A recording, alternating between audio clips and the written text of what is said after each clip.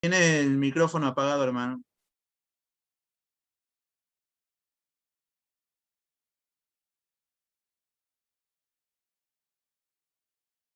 Ahora sí se le escucha.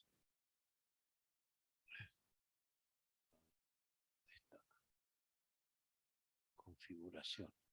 No quería subir el apunte otra vez, pero me está costando. A ver. ¿Lo ven ahí? No. No, todavía no lo ven. Vaya donde dice compartir pantalla y elija el Word que usted Sí, estaba probando hace rato. compartir pantalla. Sí, y haga doble clic sobre el Word que estaba compartiendo hace rato. ¿Y ahora? Hágale doble clic al archivo, al Word donde usted estaba compartiendo hace rato, cuando estaba Sí, probando. pero no lo veo. Pero, ay, a ver.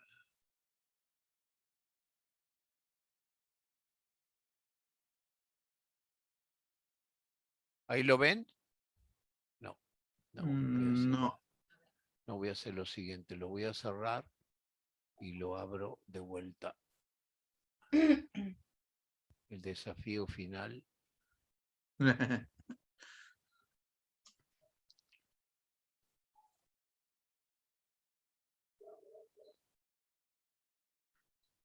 Sí.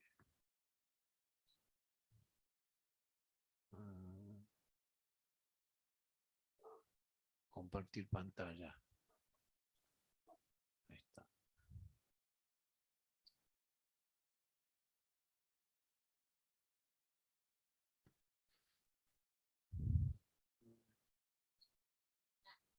No, sí, pero tengo que compartir pantalla, pero no lo veo. ¿Ya lo tiene abierto el archivo primero? Sí, lo tengo abierto, sí. Ahí está el archivo abierto, pero ustedes no lo ven. No. A ver. Sí, compartir pantalla. No, no. Sí. Muy bien, queridos hermanos, es realmente un gozo para nosotros estar con ustedes otra vez. Creo que fue en el año 2018 que estuvimos, ¿no? Sí. Y esperamos que algún día el Señor nos permita volver. Bueno, esta noche he titulado el mensaje El desafío final y la promesa final del Señor. Y vamos a leer en Apocalipsis capítulo 22, versículo 10 y 11. Ahí lo tenemos en pantalla, pero cada uno lo busca en su Biblia.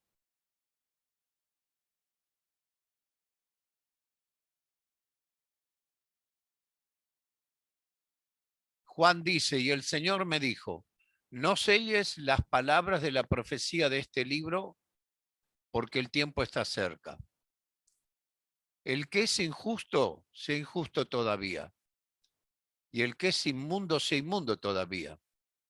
Y el que es justo, practique la justicia todavía. Y el que es santo, santifíquese más todavía. Bueno, este es un texto precioso con que el Señor cierra el libro de Apocalipsis. En el libro de Apocalipsis observamos una escala correlativa de revelación que viene del cielo, desde el trono del Padre a la tierra, a las iglesias, a las 7 iglesias. Dios entrega su revelación a Jesucristo, por medio de su ángel se la entrega a Juan, que está sustentado y plenamente guiado por el Espíritu Santo en el día del Señor, es un día domingo, y Juan se lo entrega a las 7 iglesias, escribiendo lo que el Señor le reveló. Cuando llegamos al final, al capítulo 22 de Apocalipsis, el Señor ha hablado, ha revelado e inspirado, que es la obra del Espíritu Santo, que pone en la mente de la persona que va a escribir la palabra de Dios que tiene que escribir. Las profecías ya están declaradas, los acontecimientos develados. ¿Y ahora qué nos preguntamos? Bueno, el Señor en una forma muy específica le dice a Juan, él escribe Juan, el que es injusto sea injusto todavía, y el que es inmundo sea inmundo todavía. Y el que es justo practique la justicia todavía, y el que es santo santifíquese todavía. Entonces hay en este versículo dos tipos de personas que forman dos comunidades totalmente diferentes, con dos estilos de vida incompatibles e irreconciliables. Son las dos comunidades en que está espiritualmente dividida hoy la humanidad, o sea, el sistema mundo. La cruz de Cristo está plantada en el medio de este versículo. Y el reino de Dios, consecuente con la victoria del Calvario, lo hace aplicable. No sé si ahí ven la cruz de Cristo. ¿La ven? ¿Ven Sí. la cruz? Bueno, las dos comunidades son las siguientes. La primera comunidad que nombra el Señor está compuesta por los que rechazan sistemáticamente la cruz y la salvación con su nueva vida y su nueva conducta. Ese grupo inmenso conforman lo que se llama el sistema mundo liderado por Satanás. Están detrás de la cruz, nunca recibieron al Señor como su Salvador. Y la segunda comunidad que nombra aquí el Señor está compuesta por los que arrepentidos y confesando sus pecados se rinden a Jesucristo, reciben la salvación y asumen el compromiso de la nueva vida en Cristo, la nueva conducta. Están delante de la cruz porque recibieron al Señor como su Salvador, confesando sus pecados al pie de la cruz.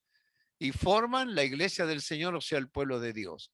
Y la cruz divide entonces ese versículo, ¿no es cierto? Las dos comunidades en que ahora está dividido el mundo.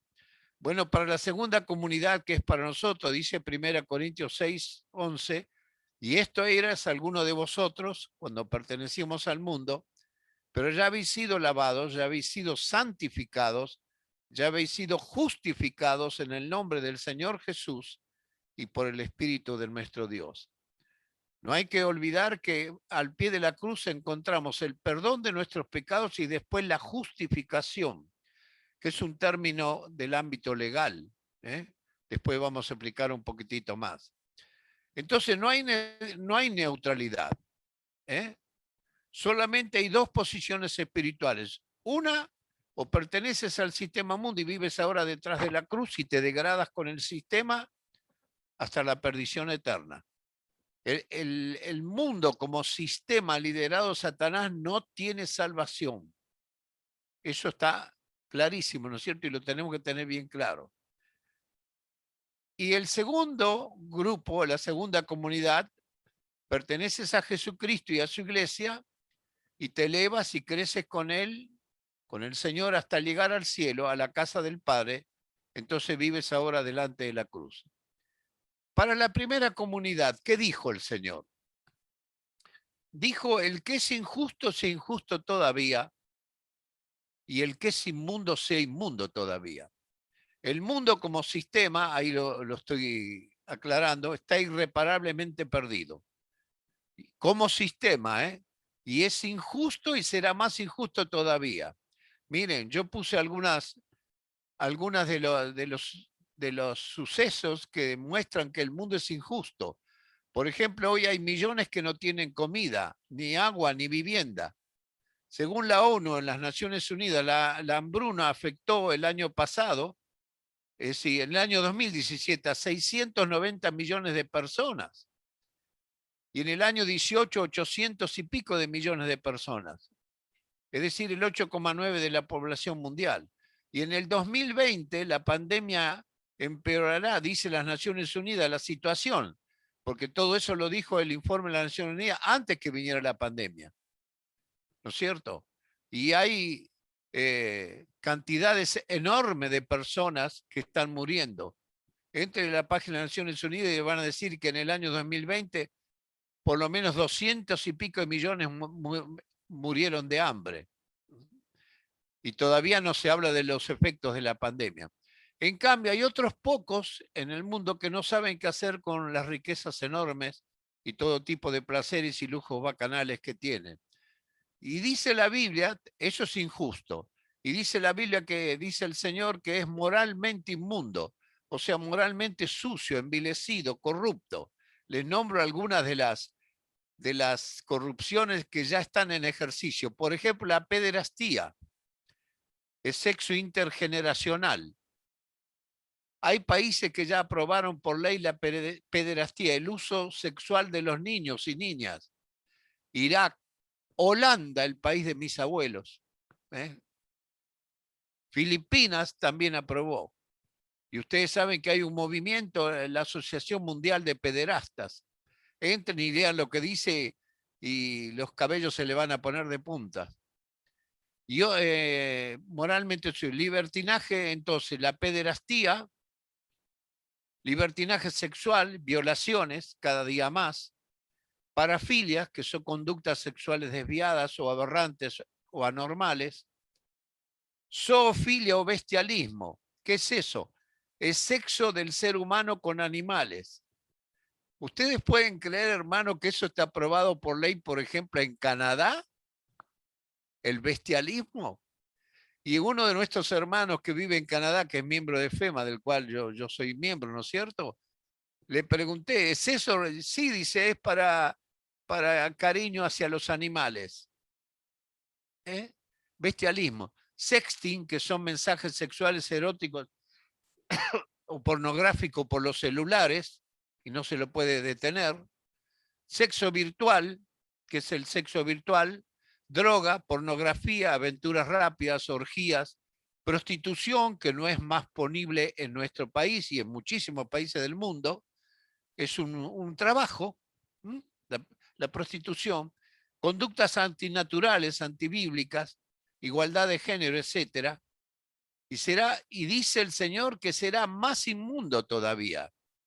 La moral, hermanos, no será más regida por los parámetros referenciales de la Biblia, sino de acuerdo al pensamiento corrupto de la mayoría, como ya ustedes lo ven en ejercicio. Dice, y el cambio de género, y un chico dice, yo me siento mujer, está bien, le dan el nuevo DNI, soy mujer, porque hablo finito. Bueno, y los que pertenecen a ese sistema mundo tendrán ineludiblemente este curso de vida, porque el mundo va como lo acaba de decir el Señor, es injusto y será más injusto todavía, y es inmundo y será más inmundo todavía. Ahora, los muertos sin Cristo de ese sistema mundo, que mueren sin Cristo, es decir, los no convertidos de todos los tiempos, miren, los muertos sin Cristo del Antiguo Testamento, los muertos sin Cristo de la era de la iglesia, de esta era que estamos viviendo, los muertos sin Cristo en la gran tribulación de los 7 años entre el arrebatamiento y manifestación del Señor, cuando todo ojo le verá, de la gran tribulación, ¿no es cierto?, judíos y gentiles, los muertos sin Cristo en el milenio, y la rebelión final después del milenio, Apocalipsis 29, resucitarán todos para presentarse ante Dios y serán juzgados por Jesús como juez justo en el juicio final, llamado en la Biblia el gran trono blanco, Apocalipsis 20 del 11 al 15. Al final, después del milenio, y serán arrojados al lago de fuego, que es la muerte segunda. Ese es el curso inevitable que sigue el sistema mundo liderado por Satanás. Hermanos, el Señor no nos mandó a transformar el mundo.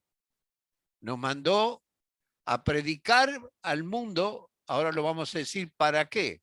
A predicarle el Evangelio, para que el Señor saque de ese sistema y lo traslada al reino de Dios. Ahora, para la segunda comunidad, ahora viene para nosotros, ¿eh? ¿Están bien sentados?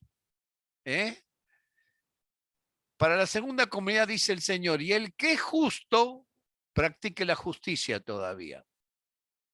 La iglesia es justa, porque como dije, cuando llegamos al pie de la cruz y nos convertimos, recibimos el Espíritu Santo y somos justificados. ¿Qué significa? Que Dios hace un trueque en la cruz. Toma mis pecados y los pone sobre el Señor crucificado. Y toma la inocencia perfecta de Jesús y me la imputa a mí. Así con cada creyente. Entonces estamos justificados, como si nunca hubiéramos pecado. Entonces, dice que debe practicar la justicia. No dice que seamos más justos, porque ya fuimos justificados, no podemos ser más justos. Ya fuimos hechos justos delante de Dios por el Señor, sino dice practicar la justicia. Y practicar, ¿qué significa? Es una conducta, una forma de vida es vivencial y no declamatorio. Ay, sí, yo amo al Señor, pero vivís en el pecado. No, no. Es practicar la justicia.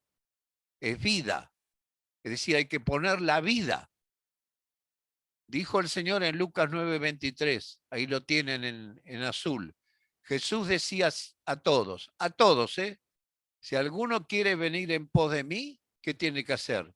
Niéguese a sí mismo, sepulte su yo, tome su cruz, ¿cuándo? Los domingos. No, ¿cuándo? Cada día y sígame. ¿eh? Debe practicar la justicia. Y dice ahora el Señor también, y el que es santo, santifíquese más todavía. Hay más alturas de santidad que alcanzar, queridos hermanos. La iglesia es santa, pero puede santificarse más todavía, es decir, vivir apartados para Dios, ¿no es cierto? Vivir en este mundo, en la inmundicia de este mundo, pero vivir apartados para Dios, sin contaminarnos. Hay un hermoso y trascendente entonces desafío para cada creyente en estas palabras del Señor. Para mí y para ti, querido hermano y hermana. Vivimos en un ambiente adverso, hostil, no adecuado para practicar la justicia y ser más santos. Y cada vez va a ser peor, como lo acaba de decir el Señor al final de la Biblia. Fíjese en qué forma específica lo dijo. Este curso de vida de las dos comunidades, el sistema mundo y la iglesia del Señor, hará que cada día la diferencia entre las dos comunidades será más grande, más notoria. La iglesia frente al mundo es una gran minoría, dijo el Señor, una manada pequeña, dijo el Señor, Lucas 12:32. Sin embargo, somos los responsables en todo el mundo de la justicia y la santidad en el mundo. No le podemos pedir a un tribunal del mundo que sea justo. Ustedes lo ven lo que está pasando inclusive en nuestro país. Cada día los tribunales son más injustos todavía. Exacto, siguen lo que dijo el Señor, ese es el sistema mundo. Pero qué desafío para nosotros, ¿no? Qué desafío. Este es el llamado, el desafío, el reto del Señor. Qué eminente protagonismo nos propone el Señor, mi querido hermano y hermana.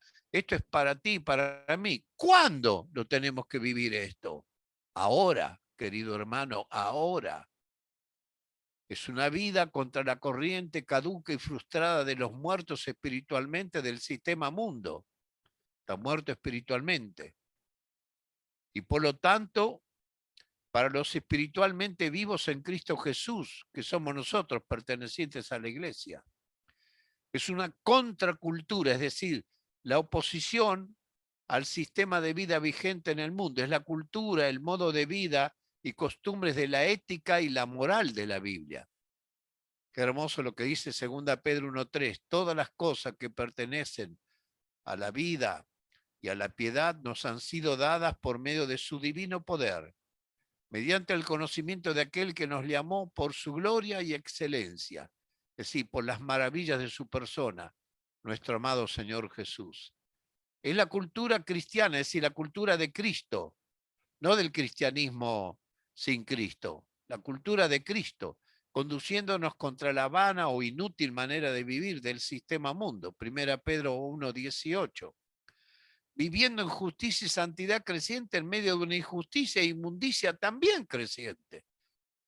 Entonces, es un llamado muy serio del Señor y es una vida realmente maravillosa, pero con enorme sacrificio. Abarca este llamado abarca todas las esferas de nuestra vida, intimidad matrimonial, cómo vivimos los matrimonios cristianos. Ustedes saben cómo viven los matrimonios del mundo, ¿no? Y ahora lo que han hecho en estos días, la compra que ha hecho, bueno, no quiero ni mencionarlo, ¿no? Ética familiar en la iglesia, comportamiento en la sociedad, es decir, en el estudio, en el trabajo, ética en los negocios, profesión, ofrenda, abarca todas las esferas de nuestra vida. Este llamado a la santidad y a practicar la justicia. Se puede alcanzar cada día más altura espiritual, escalar cada día un peldaño más, porque dice todavía, es decir, en todo tiempo. santifíquese más todavía, practique la justicia todavía. Aún no llegamos a la cúspide de la práctica de la justicia y la santidad. Y yo te quiero decir, hermano, alcanzaste un nivel de práctica de justicia y de santidad, pero hay más para escalar. Eso es lo maravilloso de la vida cristiana, que siempre en el Señor hay más, ¿no es cierto? Hasta llegar a la medida de la estatura de la plenitud de Cristo, del varón perfecto, Efesios 4:13.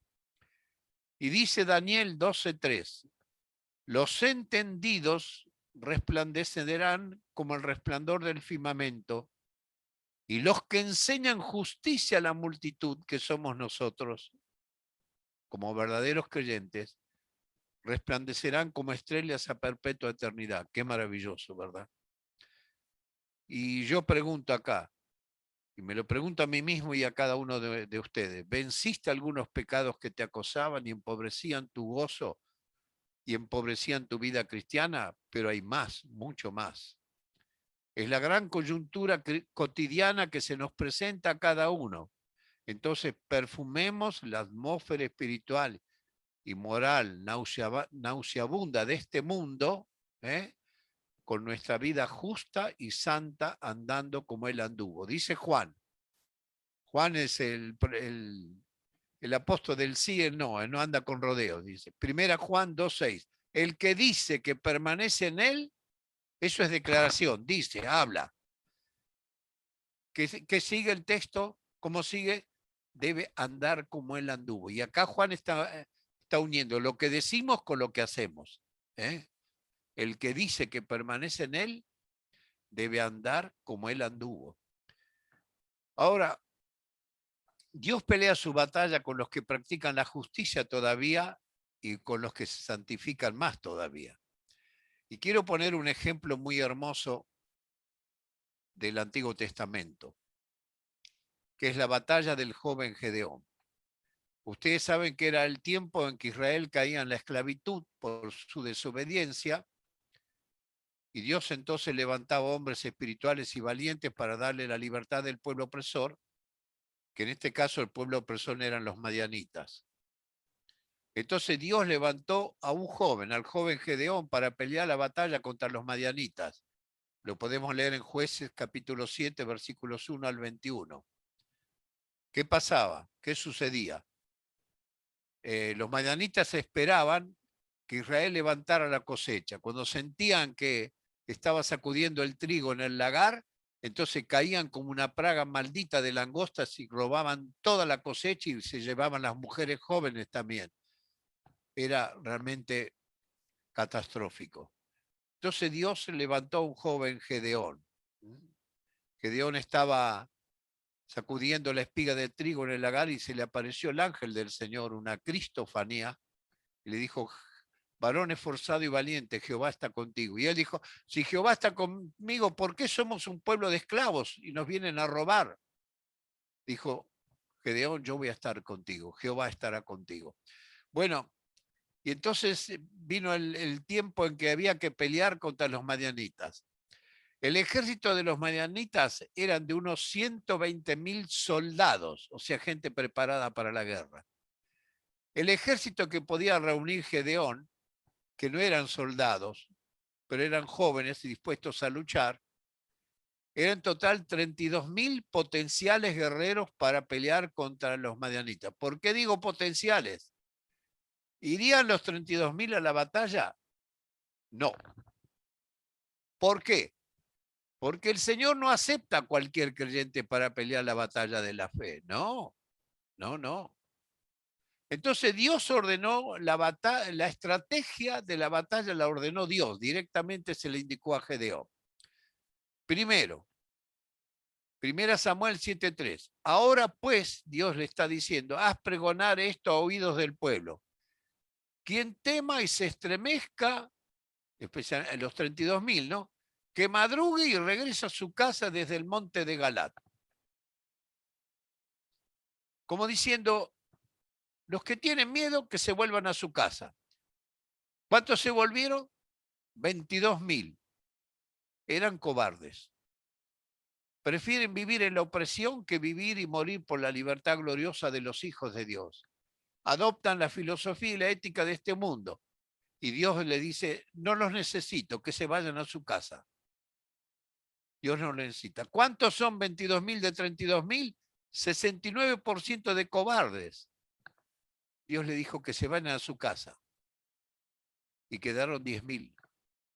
Ojo, el ejército con que tenía, repito, eran 120.000. 1 Samuel 7:4. Y Jehová dijo de nuevo a Gedeón, aún son demasiados. Llévalos a beber agua y allí los pondré a prueba. A cualquiera que lama las aguas con la lengua como lo hace el perro, lo pondrás aparte. Y lo mismo harás con cualquiera que doble sus rodillas para beber. ¿Cómo hace? ¿Ustedes vieron un perro cuando lame el agua? Lame el agua, pero el perro va mirando a ver quién viene alrededor, si lo pueden atacar. En cambio, los otros, dice, si se arrodillan y toman muy fácilmente el agua sin mirar alrededor si viene el enemigo, entonces dice, esos no los quiero, no sirven para la guerra. Fueron separados 9.700 que bebieron el agua cómodamente de rodillas. Estos son los hermanos cómodos, los que están conformes con su nivel espiritual. No, dice, yo voy a la reunión y todo.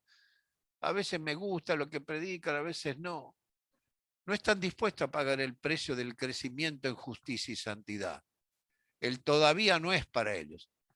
30% de cómodos de los 32.000. Se fueron a 9.700. Dios les dice, vuélvete a tus comodidades, no te necesito así. Y ahora la pandemia está poniendo en evidencia, hermano. ¿Vieron cuántos se conectan? Está pasando en todas las iglesias. Varios hermanos han desaparecido. Y es tremendo que un creyente desaparezca, porque el creyente que se aparta del Señor y del rebaño está en terrible peligro, pues está a expensa de Satanás, no tiene la protección del rebaño que tenemos los que estamos en comunión con el Señor y en comunión los unos con los otros. Bueno, quedaron solamente 300 valientes para la guerra. Son los que aceptan el desafío del Señor. Beben continuamente del espíritu sacrificial de la cruz. Y por eso se identifican con Cristo llenos de coraje santo. Menos del 1% de los 32.000. El Señor dice, a ti te quiero en mi batalla. Qué desafío, ¿eh? ¿Cómo fueron? Ahora, miren, también Dios ordenó cómo tenían que ir los 300 valientes a la batalla contra 120.000. Fueron divididos en 3 escuadrones de 100 valientes cada uno. 100, 100 y 100. En la mano izquierda tenían un cántaro vacío, pero una antorcha encendida dentro del cántaro, escondida ahí. Y en la mano derecha tenían una trompeta. Jueces 7:19 dice, tocaron entonces las trompetas y quebraron los cántaros que llevaban en sus manos. Entonces, ¿qué salió? Salió la luz de la antorcha. Los 3 escuadrones tocaron las trompetas y quebraron los cántaros, tomaron con la mano izquierda la antorcha, tiraron el cántaro, tomaron con la mano izquierda la antorcha y con la derecha las trompetas que tocaban y gritaron, por la espada de Jehová y de Gedeón. Y así Dios le dio una victoria asombrosa, representativa del poder invencible del Señor. Queridos hermanos, qué hermosa figura del creyente valiente, heroico, contemporáneo que Dios hoy utiliza. La antorcha es símbolo del Espíritu Santo, la tenía en la mano izquierda. Si rompemos el cántaro de nuestra carnalidad, sale a la luz y seremos luz del mundo, como dijo el Señor, Mateo 5:14. En cambio, la trompeta en la mano derecha representa la voz de Cristo, lo pueden mirar en Apocalipsis 1:10. Ahí dice que la voz de Cristo, oí la voz de Cristo como voz de trompeta. Entonces, llenos del Espíritu Santo, hagamos oír al mundo perdido la voz de Cristo y seremos más que vencedores. Ahora, el Señor le dice a Juan, escribe esto porque el tiempo está cerca. ¿Qué tiempo? el tiempo del cumplimiento de la promesa final que ahora vamos a analizar, el tiempo del cumplimiento de todo lo que se habló en el libro de Apocalipsis. Y como decíamos en la sala previa al mensaje, ya lo estamos viviendo en los principios, ¿verdad? Miren, compárese el final de la profecía de Daniel con Apocalipsis 22:10. Daniel 12, 8 y 9 dice, yo oí, mas no entendí. Dije, Señor mío, ¿cuál será el fin de estas cosas? Y el Señor le respondió, anda Daniel, pues estas palabras están cerradas y selladas hasta el tiempo del fin. O sea, no era el tiempo del cumplimiento. En cambio, cuando el Señor le da la revelación a Juan, Apocalipsis 22:10, y me dijo, no selles las palabras de la profecía de este libro porque el tiempo está cerca. Ahora, hermanos, haciendo una comparación entre Daniel 12, 8 y 9 y Apocalipsis 22:10, hay aproximadamente 632 años. Los siglos han pasado con pasmosa rapidez. Y hoy, año no 2020, sino 2021, el Señor dice, el tiempo está cerca. El tiempo del fin está cerca.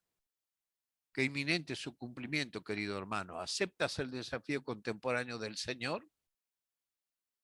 Cada uno le tenemos que responder, hermanos y hermanas. ¿Cómo llegaremos al final de nuestra vida cristiana? ¿Como ganadores o como perdedores? Mirá cómo llegó el apóstol Pablo, 2 Timoteo 4:7. El apóstol Pablo está sentado en una oficina con aire acondicionado, ¿sí? Cuando escribe estas palabras, ¿sí?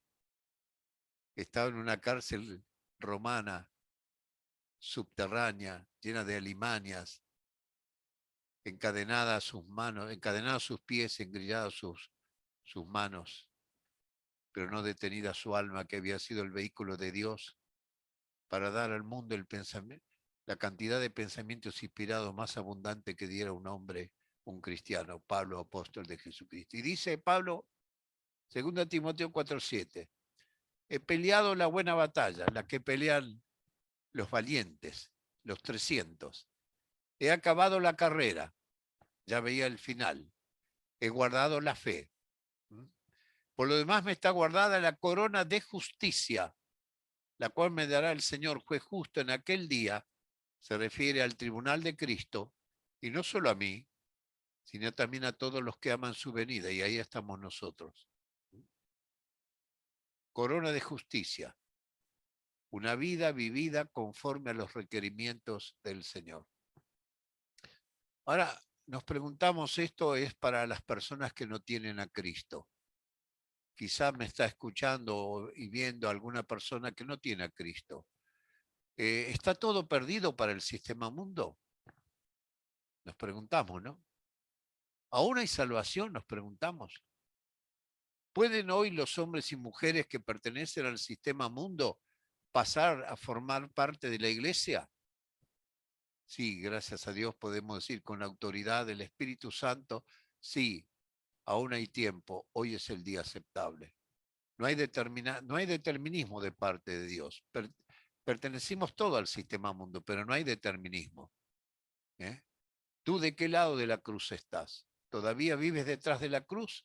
Bueno, hoy hay oportunidad para el cambio, para pasar de detrás de la cruz a delante de la cruz y confesando tu pecado a Jesús crucificado por ti, dejar para siempre la injusticia y la inmundicia del pecado y como nueva criatura, como hijo de Dios por adopción, vivir practicando la justicia divina y santificándote más cada día por la obra del Espíritu Santo. Ojalá que si alguien sin Cristo me escucha, estamos orando por vos para que hoy mismo puedas tomar esta decisión. Bueno, estamos llegando al final. El desafío final y ahora vemos la promesa final del Señor. ¿Cuál es la promesa final del Señor? Esposo que vuelve. Hay 4 figuras del Señor con el protagonismo final en Apocalipsis. Esta es la última. Esposo que vuelve. Apocalipsis 22:7. Dice el Señor, en el último capítulo de la Biblia, Apocalipsis 22, vengo pronto. Bienaventurado el que guarda las palabras de la profecía de este libro, todo lo revelado. Ahora Apocalipsis 22, 12. Del versículo 7 saltamos al 12. Vengo pronto y mi galardón conmigo, o sea, el premio que nos va a dar el Señor en el tribunal de Cristo para recompensar a cada uno según sea su obra. La obra desde que nos convertimos hasta que el Señor viene o nos llama a su presencia. Y en el versículo 17, 22, 17 dice, el Espíritu y la esposa dicen, ven. El Espíritu Santo que habita en cada uno de nosotros, por lo tanto habita en la iglesia, en cada creyente, dicen, ven. Y el que oye, diga, ven. El que da testimonio de estas cosas dice, ciertamente, vengo en breve, es el Señor. Ahora, hermanos, entonces, ¿cómo termina la Biblia?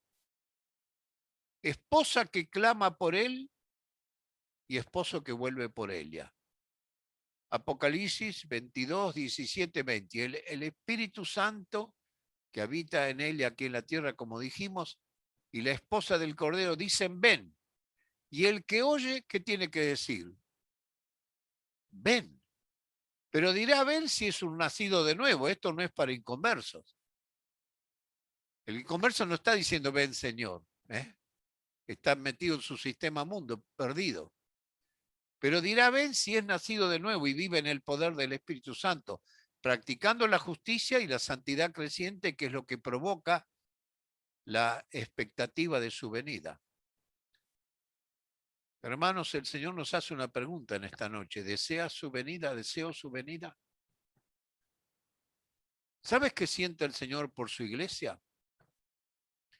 Te lo digo con palabras de Cantares 2:14. Mirá lo que dice el Señor. El amado le dice a la amada, paloma mía. Ustedes saben que la paloma es el símbolo de la paz, de la dulzura, ¿no es cierto? Paloma mía que anidas en lo oculto de la roca, en lo escondido de escarpados parajes. Muéstrame tu rostro, hazme oír tu voz, porque tu voz es dulce y hermoso tu aspecto. Eso es lo que desea el Señor. Está esperando que el Padre le diga, ven a buscar a tu esposa. Ahora, ¿qué siente su esposa por él? ¿Qué sentimos nosotros por él? Cantares 8:14. Apresúrate, amado mío, como la gacela o el cervatillo por las montañas llenas de aromas. ¿Vieron? La gacela o el cervatillo va saltando así a inmensa velocidad. Apresúrate, amado mío. Estamos deseando que el Señor venga. Ahora, versículo 20, el Señor dice, ciertamente vengo en breve. ¿Cuál es la respuesta al clamor del espíritu y de la esposa? El Señor responde, amén. Tenemos que responder, amén, sí, ven Señor Jesús. Vamos a hacer un ejercicio. Yo voy a decir las palabras del Señor y después todos juntos contestamos lo que dice el espíritu y la esposa. Dice el Señor, ciertamente vengo en breve. ¿Qué decimos? Amén, sí, ven Señor Jesús.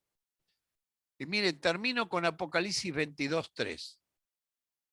Dice, está hablando de los creyentes ya transformados, cada uno en su lugar que lo recibió en el tribunal de Cristo. Y dice, no habrá más maldición. El trono de Dios y del Cordero estará en ella. Está hablando de la Jerusalén celestial establecida en los nuevos cielos y la nueva tierra. Porque este universo que vivimos va a desaparecer porque fue el escenario del pecado, como lo dice, por ejemplo, el apóstol Pedro. Y dice entonces, en esa ciudad celestial posada la Jerusalén celestial sobre los cielos nuevos y la tierra nueva, dice, el trono de Dios y del Cordero estará en ella. Sus siervos les servirán. Pero en el cielo vamos a predicar el evangelio, vamos a hacer ofrenda. No. ¿Qué quiere decir sus siervos les servirán? Adoración. Vamos a adorarle por toda la eternidad. Es lo más maravilloso que podemos hacer para nuestro Dios. ¿Y qué más dice? Apocalipsis 22:4. Y verán su rostro. Estamos deseando ver el rostro del Señor. Y su nombre estará en sus frentes. Vamos a ver. La bestia va a poner una marca, porque nos tratará a los seres humanos como cosas, no como seres humanos. En cambio, el Señor, como nos ama, va a poner su nombre en nuestra frente. Juan escribe: el que es injusto sea injusto todavía, y el que es inmundo practique sea inmundo todavía. En cambio, el que es justo practique la justicia todavía, y el que es santo santifíquese más todavía. Que el Señor nos ayude a aceptar este precioso desafío y a esperarle con todo el alma. Él está a punto de venir. Estamos clamando: ven, Señor Jesús, ven pronto. Amén.